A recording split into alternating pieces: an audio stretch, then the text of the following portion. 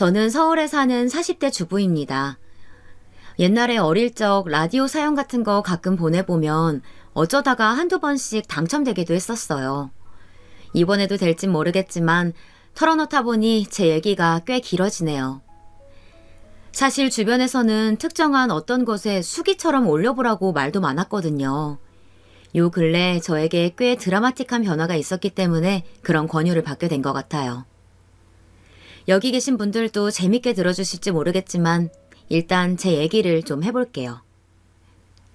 전 결혼 10년 차고 또래들 중에서는 제법 늦게 한 편이에요. 사실 대학도 못 나왔고 고졸인 학력을 갖고 약간 자신감이 떨어져 있긴 했던 것 같네요. 돌아보면 말이에요. 제 인생은 늘 준욱 그 자체였던 것 같아요. 자라면서 엄마한테 눈치 보고 엄마가 집을 나가버린 후론 아빠랑 동생과 살면서 또 타인의 눈치를 보고 말이에요. 생각해보면 그렇게 살아온 제 자신을 저마저 이렇게 외면하고 기죽여버리면 과연 누가 그 길을 살려줄까 싶네요. 하지만 어릴 때에는 도통 그런 말이 귀에 하나도 안 들어왔어요. 처음에 연애할 무렵 남편이 저한테 예쁘다고 할 때에도 비꼬는 소리인 줄 알았으니까요. 용주야, 정말 용주는 코도 높고 눈매도 너무 매력적이야. 이러니까 내가 첫눈에 반하지 않겠어? 뭐 외모만 보고 좋아한 건 아니지만 외모에 정신을 못 차렸던 건 사실이기도 해. 이렇게 말하는데 처음엔 그게 곧장 칭찬으로 꽂히지 않는 거예요. 듣고 이렇게 대답을 했는데 다시 생각해도 참 바보 같은 말 같네요.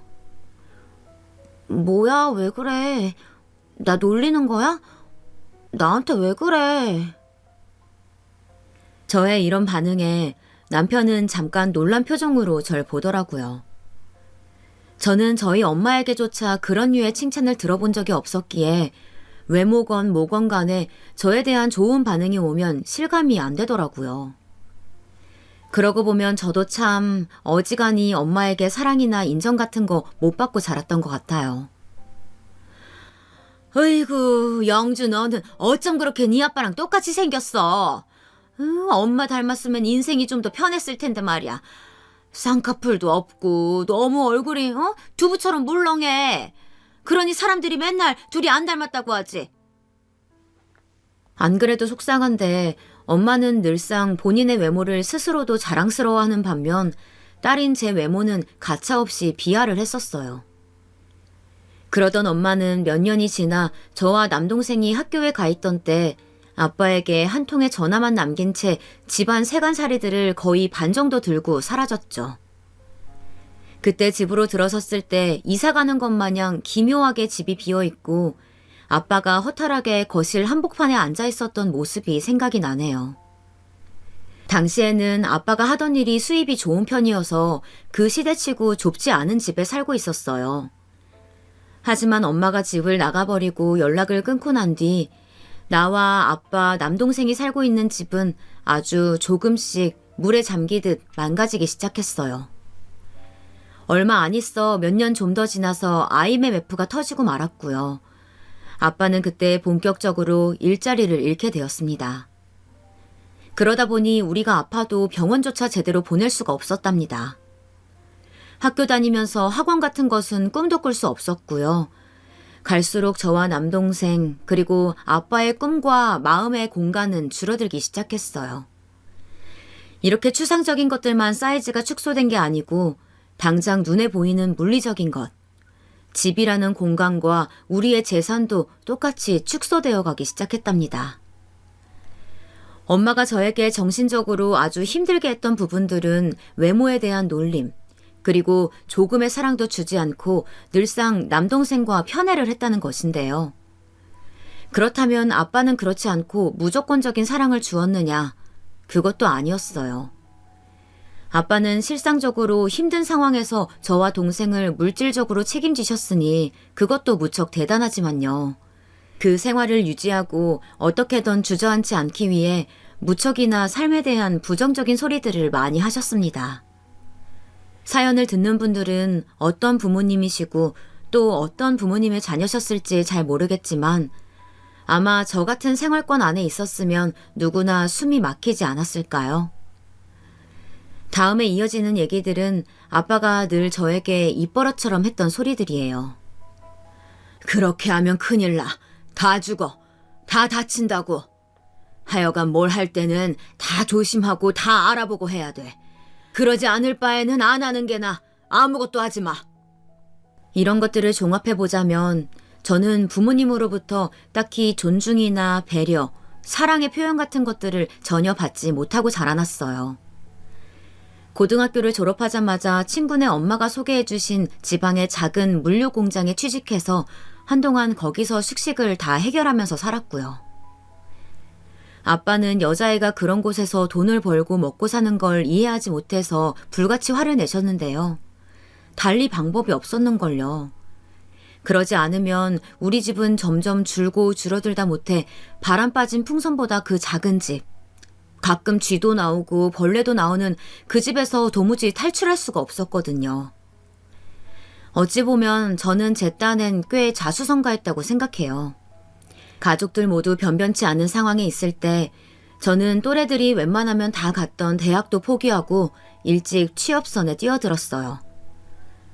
그러니 아빠는 늘 마음의 빚이 있고 그걸 좀 좋게 순화해서 표현하거나 하면 좋을 텐데 늘 부정적으로 말을 해요. 인생이 너무 힘들었기에 모든 기본적인 스위치가 다 부정적으로 변하게 되었나 봐요. 이게 다 네 엄마 때문이야. 영주 니네 엄마가 그러고 나가버리지만 않았어도 내가 충격받아서 일을 몇 달 놓을 일도 없었을 거고 그러다가 수입도 줄고 집도 줄이고 그러는데 IMF까지 와버렸어. 진즉에 애들 잘 키웠으면 이런 일도 없었을 텐데. 좋은 일이 생겨도 좋게 받아들일 줄 몰랐던 아빠. 맨날 그렇게 소심하고 실패를 두려워하며 부정적이기만 했던 아빠 밑에서 자라왔던 저는 저에게 구애해오는 남자들의 반응도 곱게 받아들일 수 없었어요. 그래도 그런 저를 바뀌게 해주겠다고 무던히 노력을 하기에 이 사람은 믿어도 될 줄 알았더랬죠. 하여간 많은 남녀들이 초반에는 서로에 대해 어느 정도 착각을 하다 보니 사랑에 빠지게 되는 것 같아요. 이래저래 몇 년을 교제하다가 30대가 되어서 저도 비로소 제 집으로부터 나가고 싶다는 생각이 들더라고요. 사람도 괜찮아 보이는 이 사람과 그때 결혼을 결정해서 식도 올리고 둘이 그렇게 같이 살게 되었어요. 그런데 말이에요. 제 남편만 그런 건지 모르겠지만 이 사람 결혼하고 좀 시간이 지나니까 슬슬 변하기 시작하더라고요. 영주야, 이번 주에 우리 집에서 모임 가질까 하는데 괜찮지? 형수님이랑 재수씨도 와서 도와주신다고 하더라고. 뭐 먹을 거 많이 안 해도 돼. 이번엔 누나들도 그렇고 우리 집에 놀러와서 그냥 한번 식사하고 싶다고 하더라고. 너 요리 하나는 기똥차게 잘하잖아. 제가 예민해서 그런지 이 말을 곱게 못 받아들이겠는 거예요. 그리고 연애할 때 그렇게 저한테 매달려서 다 맞춰주고 죽을 신용까지 하던 남편이 대뜸 자기 식구들을 초대해서 저에게 일거리를 넘기는 게 달갑지 않았어요. 그런 일을 왜 나한테 이렇게 촉박하게 물어보는 거야? 형님이랑 동서가 도와준다고? 왜 우리 집 집들이를 나한테 상의도 안 하고 정하려고 해? 그리고 마지막으로 저를 제일 기분 나쁘게 했던 것은 이 말이었어요. 그리고 말이야, 오빠. 요리 하나는 기똥차게 잘한다니. 그럼 내가 다른 건 못한다는 거야? 그러자 남편은 뭔가 이골이 난다는 듯 그럴 줄 알았다는 듯 버럭하고 화를 내는 거예요. 갑자기 돌변하는 모습에 저는 엄청나게 놀라버렸어요. 아, 누가 뭐래? 네 입으로 너 잘하는 거 없다고 했잖아. 그런데 요리는 실제로 잘하니까 내가 인정해준 건데 뭐가 그렇게 불만이 많아? 그리고 결혼도 했는데 내가 이런 거 부탁 하나 못해? 집도 절도 내가 다 해오고 이 결혼 위해서 나는 이렇게 노력하고 있는데 영주 너는 뭘 하는데? 저는 당시 전업주부로 집에서 살림만 하긴 했었어요. 어지간히 부정적이었던 아빠와 어지간히 게으른 남동생과 함께 살면서 집을 깨끗이 유지하려다 보니 살림에 어느 정도 도가 트긴 했었어요.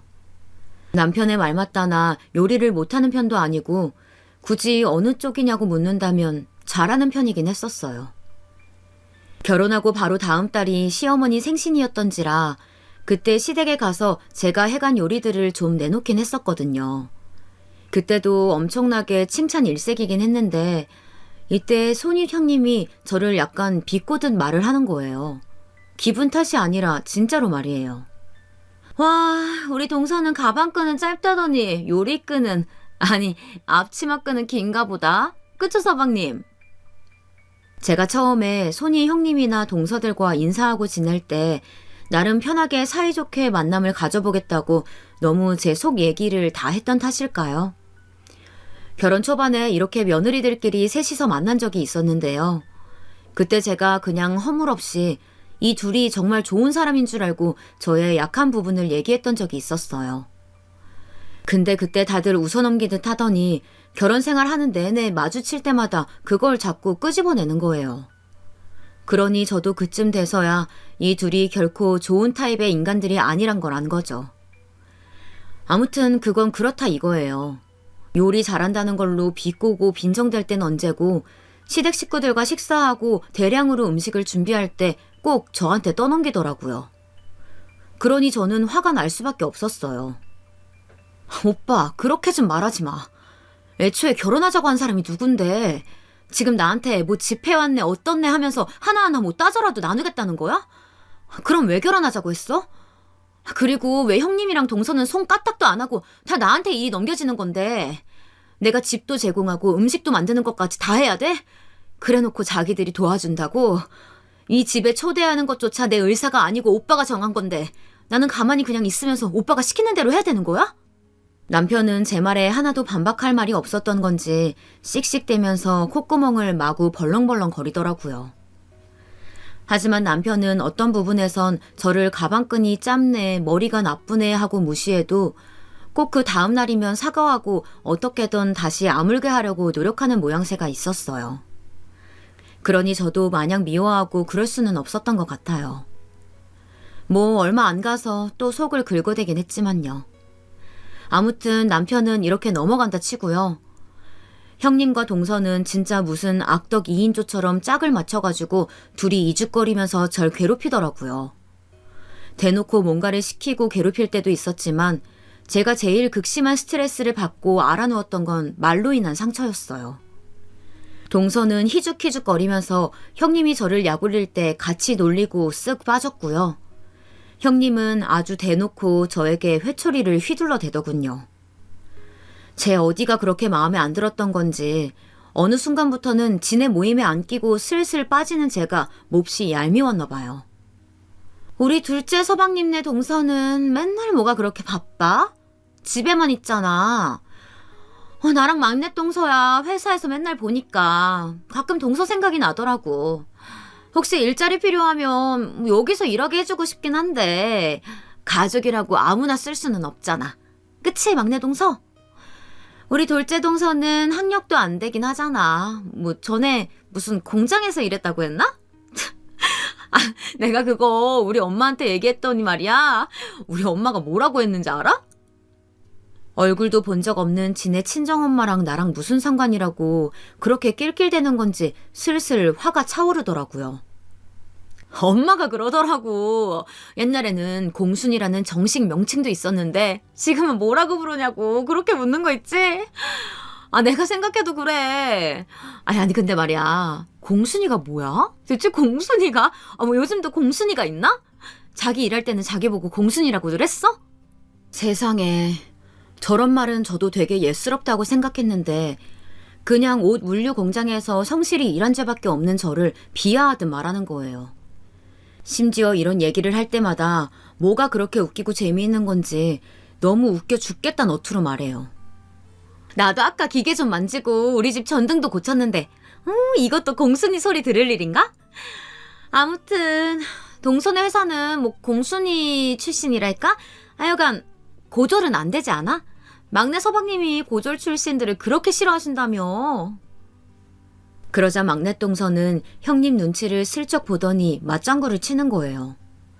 이 말에서 저는 좀 울컥하더라고요.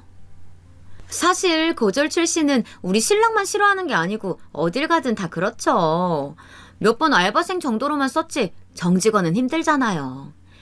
저도 뭐 편견 같은 거 갖는 건 아니고 수많은 데이터가 쌓인 경우로 평가를 좀 해보자면요. 고졸이면 대체로 머리들이 그렇게 딸려요. 적당히 말을 해주면 못 알아먹고 내가 교수인 양 제대로 가르쳐줘야 알아먹더라고요. 형님이야 저보다 손윗사람이라고 치고 제 또래인 손 아래 동서까지 저렇게 저를 비꼴 줄은 몰랐어요. 그동안 몇 마디 입 안 열고 조용히 형님 옆에 붙어있길래 저런 생각을 갖고 있는 줄은 몰랐거든요. 전형적으로 약자한테 강하고 강자한테 약한 타입이더라고요. 게다가 이 말까지는 너무 굴욕적이라 더 듣고 있기 힘들었어요. 고졸하느니 차라리 중졸이 나을 것 같아요. 어중간하게 고집만 세가지고 지들이 못 알아듣는 걸 막 화내고 자격지심도 장난 아니에요. 아예 중졸이면 자신감도 팍 가라앉아가지고 남의 얘기를 그나마 듣거든요. 하여간 일 시키는 입장에서 고졸은 최악이죠 뭐.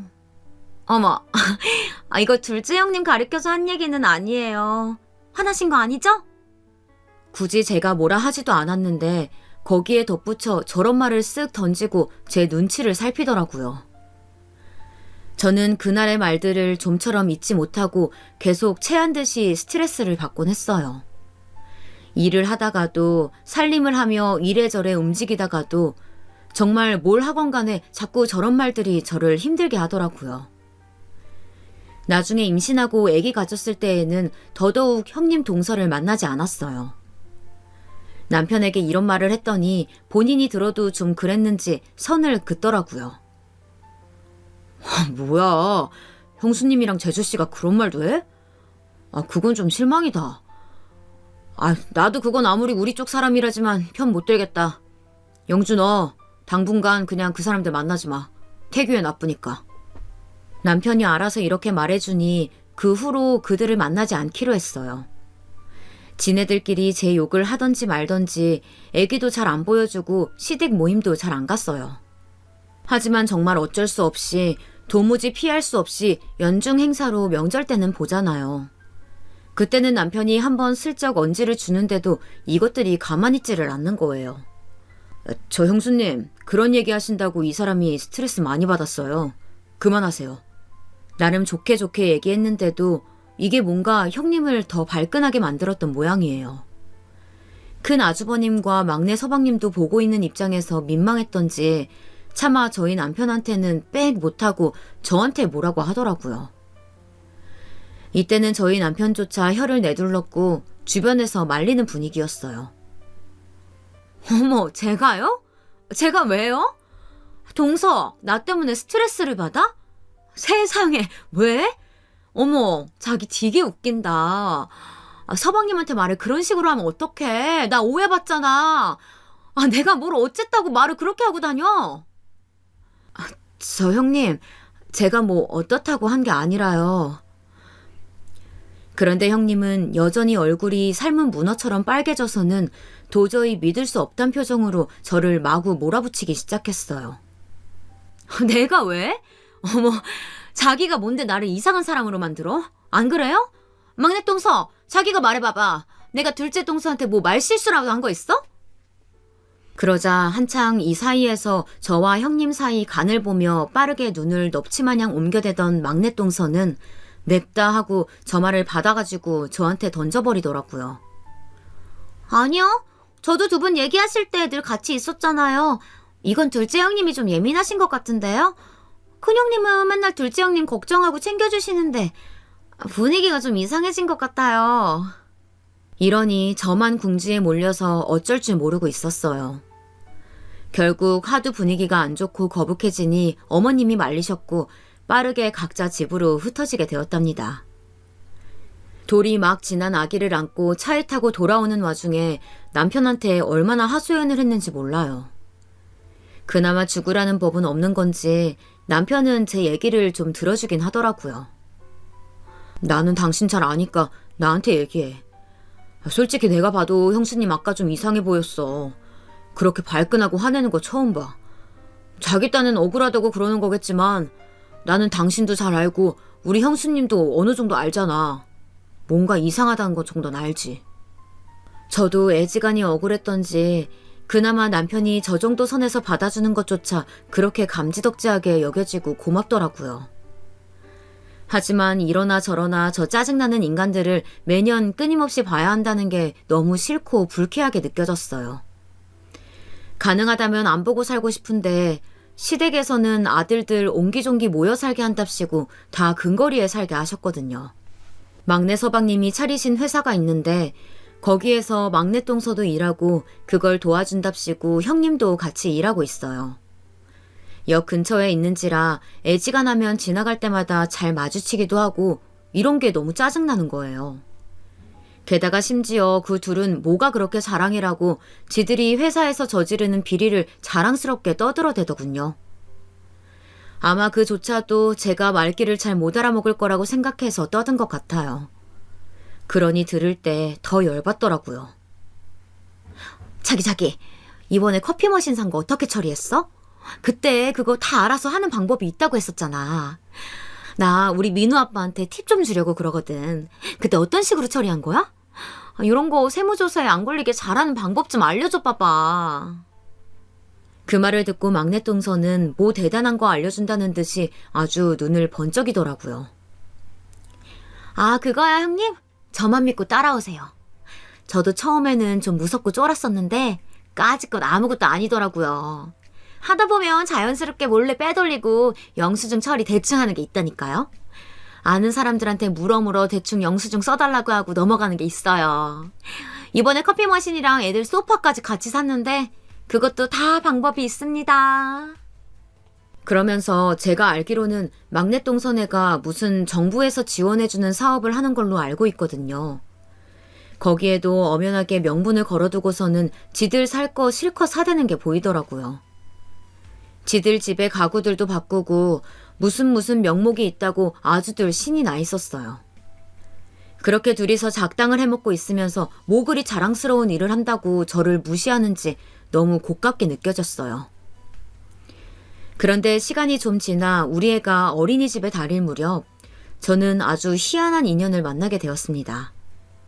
늘 어딘가 자신감이 부족하고 주눅 들어있고 그리고 시댁 식구들 기에 눌려서 길을 못 펴던 저에게 인생이란 건 얼마든지 새롭게 바꿔서 살 수 있다는 걸 알려준 사람이 있었답니다. 다름 아닌 우리 아이 친구의 엄마이자 우리 아파트 윗위층에 살던 언니였어요. 원래 맨날 어린이집 등하원 시키면서 얼굴을 보긴 했지만 친해진 건 아마 원에 있는 행사 때였던 것 같아요.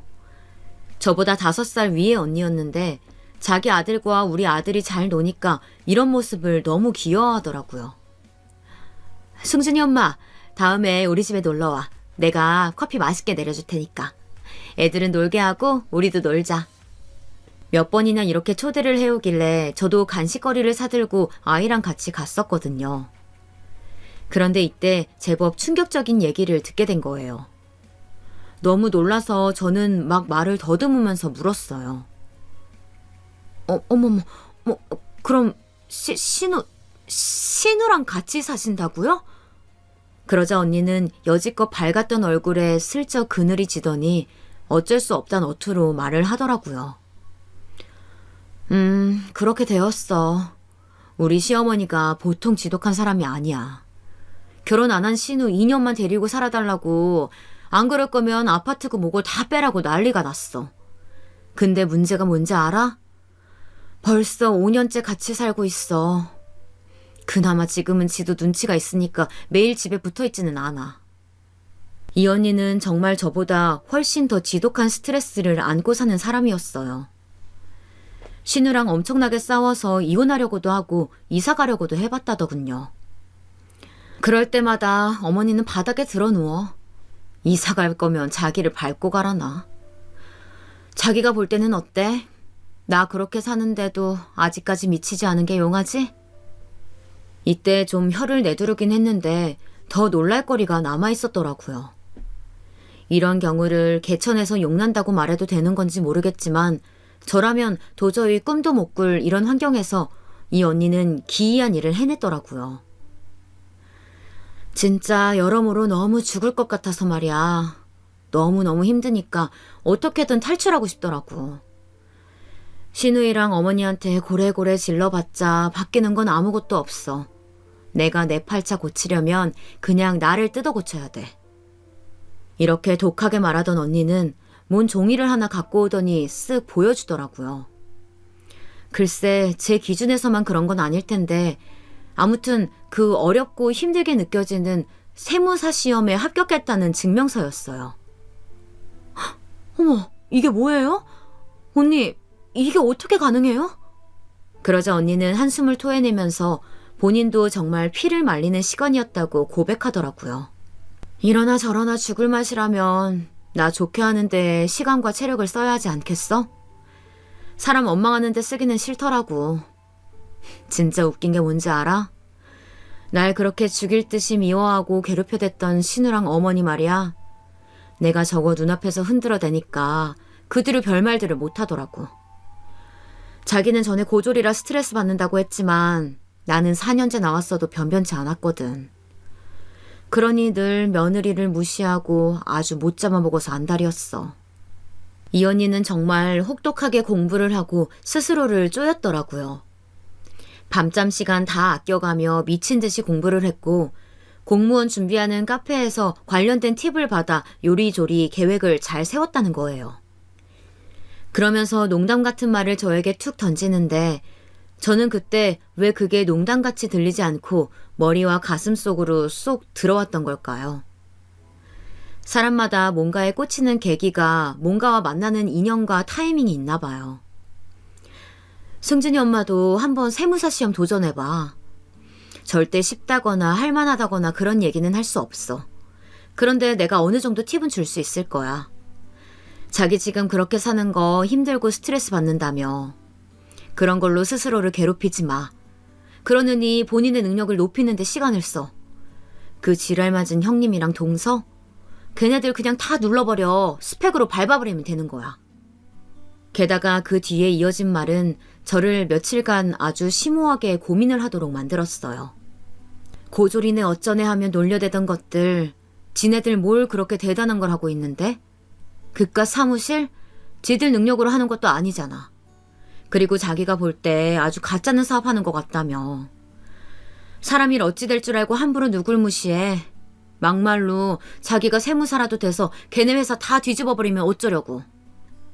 이 언니의 말처럼 제가 무슨 형님 동서를 깔아뭉개고 복수할 생각으로 세무시험에 관심을 가졌던 것은 아니에요. 그리고 그런 동기로 뭘 한다고 오롯이 동기가 결과를 주지는 않잖아요. 그냥 여러모로 많은 도전이 되는 말이더라고요. 나를 우습게 여기고 무시하고 조롱하는 사람들 말을 신경 쓰지 말던가 아니면 신경 쓰지 않기 위해서 내 환경을 더 높여 그들과 안 마주치던가. 딱 이 두 가지밖에 없었어요. 남들이 보면 1년에 몇 번 만나지도 않는 형님 동서한테 상처받는 게 뭐 대수냐고 여길지 모르겠네요. 하지만 실제로 저에겐 엄청 큰 상처였는걸요. 고민하던 끝에 이 언니와 저희 남편에게 세무사 시험을 보겠다고 선포했어요. 언니는 심각하게 듣더니 중간에 포기할 거면 하지도 말라고 조언해주는 자기만 김 빠진다고 하더라고요. 사실 공부야 본인이 하는 거고 한계도 있는 거니까 내가 뭐라고 할 수는 없는데 조언해주는 것도 조언 듣는 것도 둘 다 사람의 시간을 쓰는 거야. 나는 자기가 열심히 꾸준히 하겠다면 팁을 줄 거야. 근데 어중간하게 내가 그때 자기 앓는 소리 좀 들어줬다고 어설프게 복순이 뭐니 일시적으로 불타오르는 거면 안 할래. 그 말을 들으니 전 더 뭔가 이걸 붙잡고 공부하고 싶다는 생각이 들더라고요. 대략 얘기해준 공부할 범위를 들으면서 점점 이가 떨려오긴 했지만요. 남편도 이때에는 저를 말렸었어요. 세무사 시험? 자기가 그거에서 뭐 하려고? 갑자기 뭔 바람이 불어서 그래. 아이, 누가 또 우리 섹시한테 바람 불어 넣었어. 이렇게 장난스럽게 말하긴 하지만 기본적으로 제가 살림이나 육아를 제쳐놓고 뭔가 한다고 할까봐 싫어하는 눈치더라고요. 솔직히 대놓고 저를 무시하는 형님이나 동서 못지않게 제가 살림만 하고 붙어있길 바라는 남편의 길들임이 더 싫었어요. 누가 자기를 무시해? 누가 우리 섹시 무시해? 자기는 지금 모습으로 충분해. 뭔가 더 안 해도 괜찮아. 뭘 또 그 나이에 머리 아프게 공부야. 그 엄마는 원래 머리가 좋았나 보지. 그냥 남 얘기다 하고 넘겨. 더는 내가 보는데 당신이 왜 그런 고생을 해? 말이야 저를 걱정하는 것 같지만 글쎄요. 은연중에 그냥 늘 지식이 어딘가 부족한 채로 자기 옆에 그냥 말없이 본인 보자나 하면서 있어주길 바라는 것 같았어요. 그게 결혼 연차가 점점 지나가다 보니 어느 시점에서 느낌이 오더라고요. 그래서 전 되도록 남편에게 방해를 받고 싶지 않아서 아이와 남편이 깨어있지 않는 시간을 이용해서 공부를 해보게 되었어요. 먼저 세무사 시험에 합격했다는 아이 친구 엄마. 그러니까 이제 제가 일명 미숙언니라고 부르던 그 언니는 제 진심을 알고 조금씩 팁을 주기 시작하더군요. 이제 자기도 이른바 맘시생, 엄마 고시생이 된 거야. 결심한 이상 남편이나 시댁에서 뭘 어떻게 다들 지저대도 그냥 다 무시해. 그런 거 듣고 있으면 한도 끝도 없고 그거 들어주고 멈춰 있으면 금방 50대는 거야. 남편 없으면 아무것도 못하고 사회에서 도태되고 싶지는 않잖아. 그리고 자기 아니면 애나 남편이나 아무것도 못할 것 같지? 왜 못해? 심지어 남편은 성인인데 밥이나 빨래나 그런 거 다 적당히 알아서 시켜. 그리고 자기는 여기 커뮤니티 보면서 공부해서 합격한 수기들 보면서 계획 잘 세워봐. 이러면서 저에게 몇 가지 팁들을 알려주기도 하고 본인이 들었던 강의나 문제집 같은 것들을 열심히 골라주더라고요. 언니도 바쁜 인생을 살고 있는 와중에 저를 그냥 지나치지 않고 세심하게 봐줘서 정말 고마웠어요. 하지만 저도 처음엔 배포 있게 시작했으나 공부할 내용도 많고 일단 영어가 너무 딸렸었거든요. 이럴 기세로 시작한 건 아닌데 중간에 너무 힘이 딸리더라고요. 역시 맘시생, 엄마 고시생들이 왜 그렇게 고달프고 힘들게 공부하는 줄 알게 되었어요.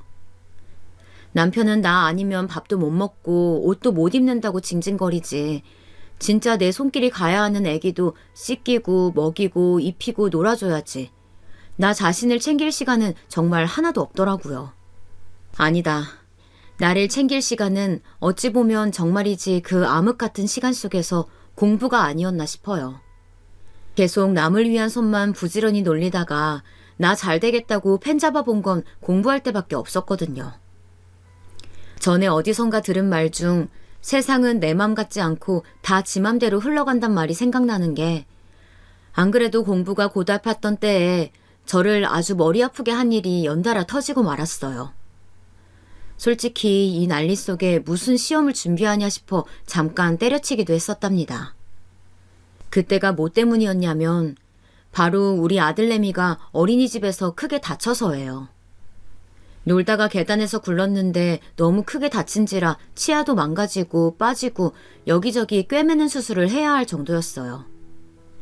당시 남편에게 이 사실을 알렸을 때 본인도 많이 놀랬겠지만 그걸 자기 엄마한테까지 알려야 했을까요? 이걸로 우리는 엄청 크게 싸우게 되었습니다. 왜 그런 얘기를 어머니한테까지 해서 내가 혼나게 만들어? 이게 솔직히 내가 야단 맞을 일이야? 내가 공부한다고 애를 밤늦게까지 어린이집에 맡겨놨냐고.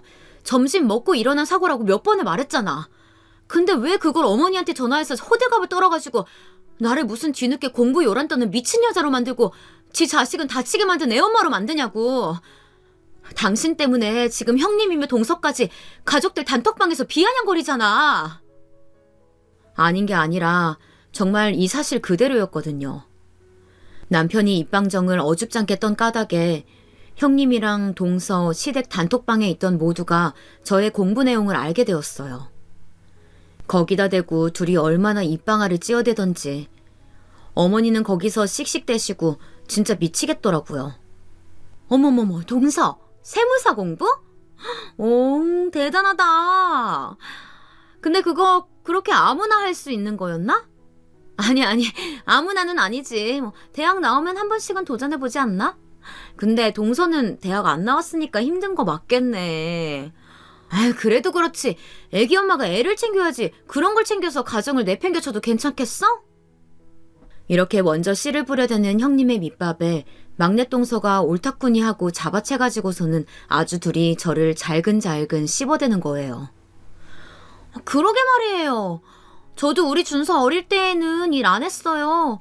지금 사무실도 남편이 같이 봐주니까 오는 거지. 저 혼자 창업하라고 했으면 절대 안 했죠. 둘째 형님 진짜 겁도 없으시다. 애 그맘때쯤이면 다치는 거 부지기수인데 걱정도 안 되세요? 둘이 막 이런 분위기를 만들어내니 아주버님부터 해서 막내 서방님, 그리고 우리 어머니와 아버님까지 일제히 저를 비난하기 시작하는 거예요. 굳이 그 내용을 다 쓰기도 싫고 그냥 아무튼 다 제가 잘못했다 이딴 식인 거죠. 이날 전 그동안 결심만 하고 있다가 못했던 일을 저지르게 되었으니 남들이 볼 땐 하찮은 일일 수도 있지만 저에겐 매우 큰일이었어요. 아마 요즘 시대 며느리들에겐 다 하나같이 딜레마인 일일 텐데요. 바로 다름 아닌 시댁 단톡방. 이놈의 단톡방에 알을 깨버리고 나가버리는 거예요. 내가 더 이상 이것들 떠드는 소리는 못 듣고 살겠다. 이러다 4명에 못 죽지 싶어 니까 것들이 뭔데 내 숨통을 막나 싶어서 박차고 단톡방을 나와버렸어요. 이때 남편이 당황해서 몇 번이나 초대를 했지만 그때마다 저는 계속해서 나가버렸고 결국 포기하더군요. 뒤로들 제 욕을 얼마나 뻔질나게 했는지 귀에서 피가 날 지경이었지만 그러거나 말거나 저는 그날 저에게 주어진 수많은 족쇄 중 하나를 풀고 나와버렸어요. 하지만 아들을 떠올릴 때의 마음은 여전히 달갑지 않아서 그만 그때 흐지부지하게 시험 준비를 멈추게 되었답니다. 그런데 연말을 맞고 보니 어찌나 속이 허하고 허무하던지 그런 와중에 남편이랑 아주 크게 싸운 일이 또 하나 있었거든요. 이 인간이 저에게 말도 안 하고 말이에요. 글쎄 다른 집들은 어떤지 모르겠지만 아주 비싼 게임기를 사들고 집에 와서 숨겨놓은 거 있죠. 도대체 이게 남의 집 나이만 먹어버린 아들과 사는 건지 아니면 성인 남자로서 제 구실을 하는 인간과 사는 건지 모르겠더라고요. 오빠 미쳤어? 지금 돈이 이게 얼마야? 나 봐. 나 이거 지금 당장 욕조에다 던져버릴 거야. 아주 물 다 뒤집어 쓰고 다시는 복구 못하게 망가뜨려버릴 거야. 남편은 이때 사색을 해가지고서는 지 입으로 저한테 이게 얼마인지 알고 그런 망할 소리를 하냐고 소리를 지르더군요. 그러면서 저한테 뭐라는 줄 아세요? 내가 직장 다니고 처자식 먹여 살리느라고 얼마나 스트레스가 많은데 이런 것도 못하게 해줘? 내 돈이잖아. 내가 번 돈 내가 쓰는 것도 못해. 남들은 다들 막 바람 피고 더 못된 데에 가서 시간이랑 에너지 쓴다고. 나 같은 남편이 어딨어? 나처럼 충실하게 가정만 보는 남편이 어딨냐고. 이거 게임기 하나 사서 좀 놀겠다는데 그것도 안 돼? 진짜 이걸 말이라고 하는 건지 무슨 바람? 진짜 웃기지도 않아서. 그럼 지는 왜 저한테 고마워할 줄 모르는 거죠? 전 바로 반박했지만 남편은 도저히 들어먹질 않아서 며칠을 냉전이 지속되었고요. 그동안 저는 결국 포기하고 버려두었던 세무사 시험을 다시 준비하게 되었어요. 이때 정말 이가 갈리더라고요. 남편도 날 바보 취급하고 시댁 식구들은 더할 나위 없이 저를 바보 취급하고 말이에요. 저에게 세무사 시험을 권유했던 미숙 언니에게 정말 창피함을 무릅쓰고 다시 연락을 했어요. 그렇게 어렵게 저는 또다시 가시밭길로 들어서게 되었습니다. 뭔가 다들 제가 공부하는 꼬락서니를 못 보겠는 건지 하필이면 그 무렵쯤 그동안 그렇게 죽은 듯이 연락도 안 하고 존재도 잊혀져 가던 엄마에게 연락이 온 걸까요? 어떻게 저를 찾아냈는지 몰라도 저와 동생을 만나고 싶어 하더라고요. 영주야, 엄마야, 엄마 기억하지? 엄마 안 보고 싶어? 와, 진짜 이때 정말 미치고 돌아버리겠더라고요.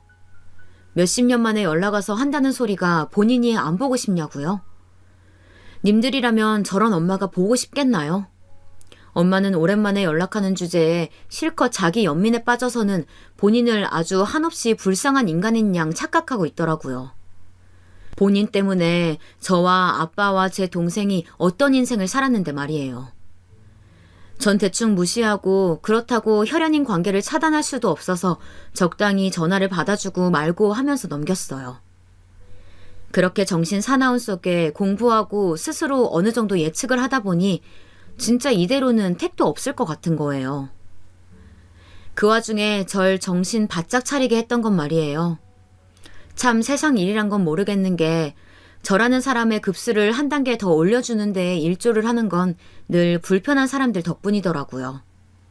저에게 도움 주고 조언해주는 사람 덕도 있지만 보통은 날 열받게 하고 불편하게 만드는 사람들 때문에 다시는 그 꼴 안 보겠다고 악쓰고 성공해버리는 경우가 많은 것 같아요. 이렇게 제가 한창 바쁠 때에 하필 어머니가 다치셔서 며느리들이 돌아가면서 밥이라도 챙겨주라고 하기에 어쩔 수 없이 갔었거든요. 그때 정말 마주치기 싫어 죽겠는 형님과 동서를 맞닥뜨리게 된 거죠. 여전히 저를 열받게 하고 혐오스럽게 굴더라고요. 동서 오랜만이야? 그 세무사 시험 본다며? 아직도 준비하는 거야? 벌써 몇 년째야? 한 3년 되지 않았나? 아닌가 4년인가? 그러다가 승준이 대학 가겠다. 안 그래? 이런 말 정도는 좀 무시하고 넘어가려고 했는데 여기서 빠직하게 제 속을 긁는 말을 하더라고요. 너무 어이가 없어서 저도 모르게 몸을 획 돌려서 형님을 노려보았어요.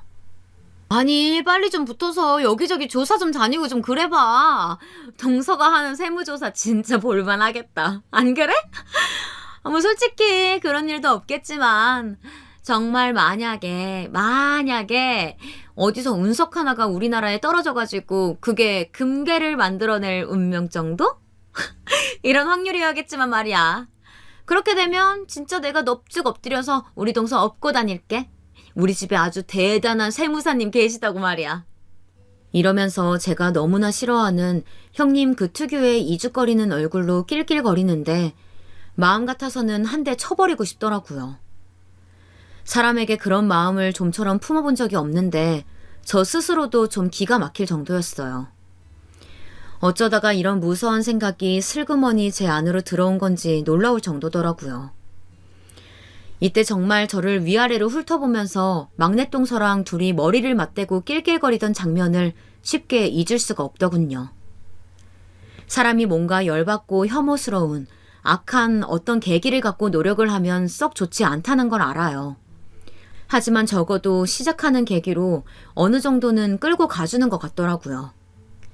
제가 공부를 하다 너무 지치고 기력이 빠져서 포기하고 싶다가도 아마도 평생을 함께 얼굴을 봐야 할 것 같은 형님과 동서를 떠올리니 그럴 수 없더라고요. 기왕 내가 결혼 생활을 하고 죽을 때까지 니들과 어떤 인연으로건 엮여서 봐야 한다면 감히 이제 나한테 말 함부로 입 놀리지 못하게 해주마 하고 마음을 먹었어요. 이런 마음만으로 당연히 시험 칠 만한 역량의 공부를 한다는 건 말이 안 되긴 하지만요. 중간중간 어떤 성과들을 짧게 보기는 했었답니다. 당연히 저는 먼저 합격한 미숙언니만큼 1년 정도 준비해서 될 감은 아니었어요. 해마다 미끄러지길 반복해서 이제 남들한테 알리지 않고 시험을 쳤죠. 미숙언니에게조차 시험 본다고 알리지 않았고요. 그냥 조용히 혼자 모든 머릿속을 깨끗이 비우고 홀로 다녀왔어요. 그리고 저에게 돌아온 결과는 눈으로 보고도 내 것 같지 않아 몇 번이나 다시 확인했던 결과 합격이었습니다. 사람이 정말 너무 넋이 나가고 들뜨면 입이 떨어지질 않나 봐요. 화면을 눈으로 응시하고는 있고 내 머리도 모든 걸 인식했는데 이게 막 어떤 감정으로 쉽게 안 넘어가더라고요. 겨우겨우 마음을 가다듬고 제가 가장 먼저 전화를 걸었던 것은 그 누구도 아닌 미숙언니였습니다.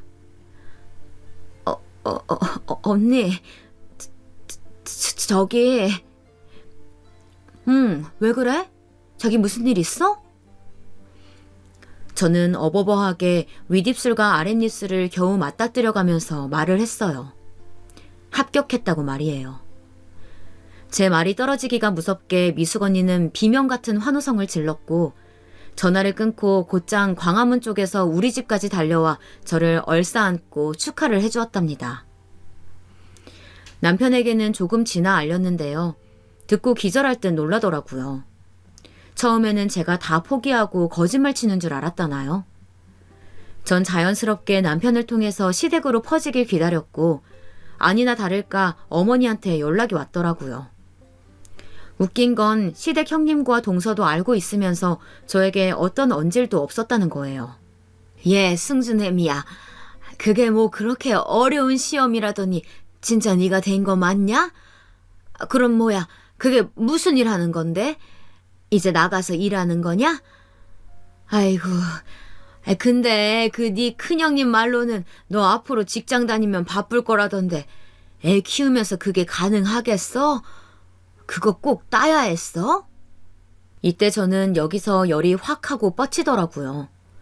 이 못돼 처먹은 것들이 여시같이 못된 것에만 지능이 발달한 것들 말이에요. 그렇게 절 골려댈 때는 언제고 진심 어린 축하 한마디 할 줄 모르고 이 좋은 사실 가지고 벌써 부정적인 것부터 따져가면서 절 걱정하듯 빈정대고 있는 거잖아요. 어머니도 본인 큰며느리 손바닥에 놀아나서는 둘째 며느리가 힘들게 고생해서 이뤄낸 건 보지도 않고 그저 자기 아들 이겨먹을까봐, 자기 아들 불편하게 하고 살림도 제대로 안 할까봐 그것만 걱정인 거예요. 이때부터 저는 본격적으로 칼을 갈았습니다. 사람이 말이에요. 뭔가 복수를 하고 쳐내려고 하면 그냥 무작정 아무것도 없이 달려들어서는 안 돼요. 전 그것도 모르고 예전에 성만 내면서 덤비다가 간사한 형님이 짜놓은 수렁에 빠져서 더 허우적대고 훨씬 더 큰 상처를 입었었거든요. 적어도 제 손에 칼자루는 있었어야 제대로 휘둘러댔을 텐데 그땐 저도 너무 모르고 아둔했던 거예요. 결코 이런 데에 쓰겠다고 제가 칼을 갈았던 것은 아니나 그걸 자기들에게 향하게 갈아준 셈이 되었으니 사용해야 하지 않겠어요? 저는 이미 취업선에 뛰어들어 일하고 있는 미숙 언니에게 이 부분에 대해 상담을 했고요. 결국 전 장비를 아주 잘 갖춰서 그들 앞에 단단하게 무장하고 나타나게 되었습니다. 어떤 이유로 그 꼴보기 싫은 인간들 앞에 제가 갔을까요? 다름 아닌 마치 어린애한테 떡 하나 들고 희롱하듯 놀려대듯 제 세무사 시험을 가지고 그들이 놀려댔던 것. 실제로 지들에게 들이닥치면 뼈도 못 추릴 그것. 바로 세무조사입니다. 지들 입으로도 곧잘했던 소리가 있거든요. 어째 세무조사 들어올 만도 한데 안 들어온다고 말이에요. 그런 말을 형님이 그렇게 많이 했었어요. 내 친구 보면 남편네 회사에 그렇게 툭하면 세무조사가 들어온다나 봐. 그리고 보면 자기네는 진짜 계속 요리조리 잘 피해간다. 운도 좋은 셈이지. 그러니까 그럴 때 삥땅 많이 쳐놔. 뭐 대외적으로 안 걸리게 넘어가는 팁도 이미 빠삭하고 자기네는 아주 천하무적이지. 나한테 떨어지는 콩고물도 있으면 더 좋고 말이야. 이러면서 시궁창에서 굴러다니는 쓰레기 마냥 지들끼리 머리를 맞대고 낄낄거리더니 아주 꼴 좋다 이거예요. 저의 합격 여부를 듣고 뒤에서 어머니를 조종해서 저에게 가짜는 소리를 쏟아붓고 실제로는 연락 한 통도 안 하던 그들은 세무조사 건으로 그들 회사에 들이닥친 저를 보고 아주 정남이가 떨어진다는 듯 무슨 어디 생선가게에 걸려있는 생선을 쳐다보듯 아주 영혼 없는 눈으로 쳐다보더라고요. 동섭, 뭐야? 뭐 때문에? 세무조사? 아니, 저기, 이런 건 말해주고 왔어야지, 이런 건. 아니, 막내 동서한테 연락은 하는 거야? 말해봐, 막내 동서. 막내 동서야 뭐, 당연히 제가 연락도 쥐뿔도 한 거 없이 똑같이 당황해서 쳐다보기만 할 뿐이었죠. 그렇게 저한테 해볼 테면 해보라고 골려대던 게 수년간이었고, 제가 너무 열받아서 한동안 연락을 끊고 있던 와중에도 끊임없이 저에게 돌멩이를 던져댔던 게 그들이에요. 원래 세무 관련해서 이렇게 들어가려면 여러모로 복잡하긴 하지만 분명히 사전 통지를 했는데 왜 저딴 반응들인지 모르겠어요. 뭐 통지를 2주 전에 받기야 했겠지만요. 그것보다 그걸 하겠다고 들이닥친 인원 중 제가 있으니 어이가 없었던 걸까요?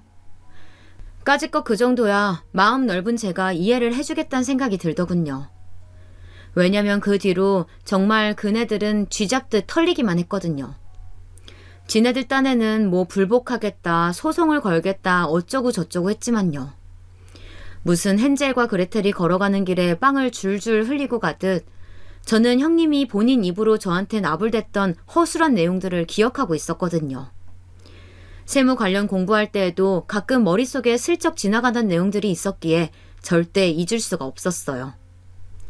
형님 본인도 그걸 알고 있으니 저렇게 잔뜩 쫄아가지고서는 화를 냈다가 눈치를 봤다가 윽박질렀다가 아주 스스로도 미친 여자처럼 왔다 갔다 하더라고요.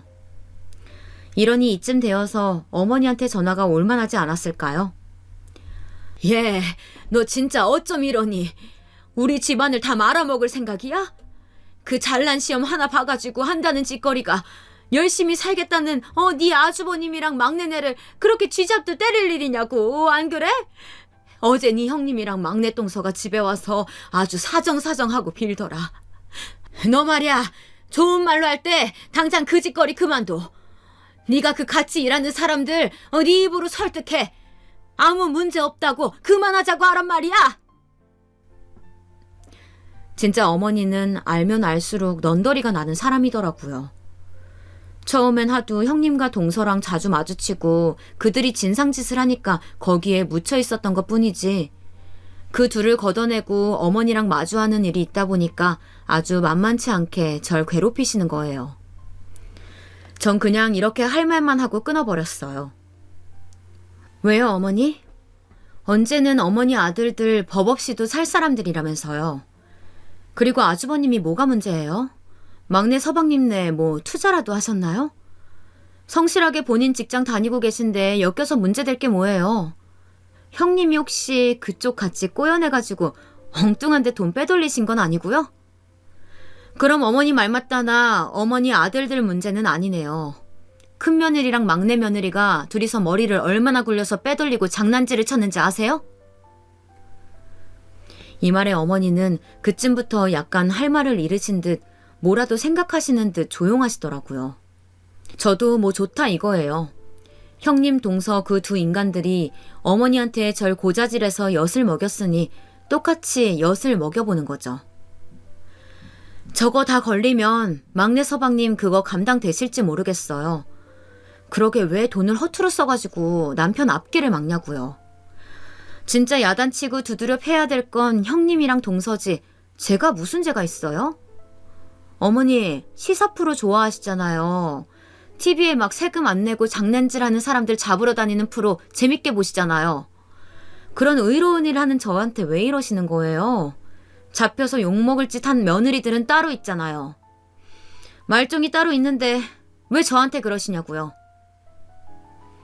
토씨 하나 안 틀리고 맞는 말로 공격을 해서 얼얼하셨던 건지 어머니는 잠시 아무 말 안 하시다가 그냥 전화를 뚝 끊어버리셨어요. 물론 이걸로 남편은 그냥 넘어가지 않고 저에게 뭐라 하더라고요. 아마 지 형이랑 동생한테 어지간히 위아래로 시달렸나 봐요. 하지만 남편이 뭐라고 하건 말건 저는 그냥 흘려듣고 말았고요. 어차피 더 싸울 대상은 남편이 아니고 이제 남편이랑 싸우는 것도 피곤하고 지치더라고요. 아무튼 형님과 동서는 정말로 똥줄이 타버린 건지 아니면 제 말에 설득당한 어머니가 그 둘을 내친 건지 둘이 이제 저한테 직접 연락을 해오더라고요. 전화 좀 받아달라, 카톡 좀 읽어달라 연락이 오는데 제가 대꾸할 일은 아닌 것 같아요. 맘 같아서는 그렇게 세무조사 같은 거 나와보라고 골릴 땐 언제고 이러냐고 따지고 싶지만 그러기엔 그들 지금 되게 불쌍하고 피마르는 상태거든요. 불복한다고 해서 이기는 사례도 거의 없고 더 개망신 당하기 싫으면 자료 준비라도 빠듯하게 해야 하다 보니 둘이 여러모로 제정신이 아닐 거예요. 원수를 직접 갚지 말고 그냥 놔두면 알아서 저쪽 강으로 흘러내려가는 게 보일 거라는 중국의 속담인가 뭔가가 생각이 나네요. 저는 그냥 저대로 열심히 이대로 커리어 올려가면서 살아보려고 합니다. 그들과 싸우면서 이런 계기에 올라타긴 했지만 그렇게 해서 올라탄 나무 위는 새로운 세상이네요. 이게 진짜 인생인가 하는 생각이 들기도 하고 내가 몰랐던 세계를 경험하며 배울 게 아주 많아서 신기해요. 복수하고 갚는 것도 이쯤 했으면 됐고 나머지는 지들이 굴러 떨어지게 내비두는 수밖에요. 전 저대로 새로운 세상에 뛰어들어 또 다른 제 인생을 만나볼 생각입니다. 이건 이것대로 쉽지 않은 터널이겠지만 그래도 화이팅 해봅니다. 모두들 건강하시고 원하는 일 잘 되시길 소망할게요.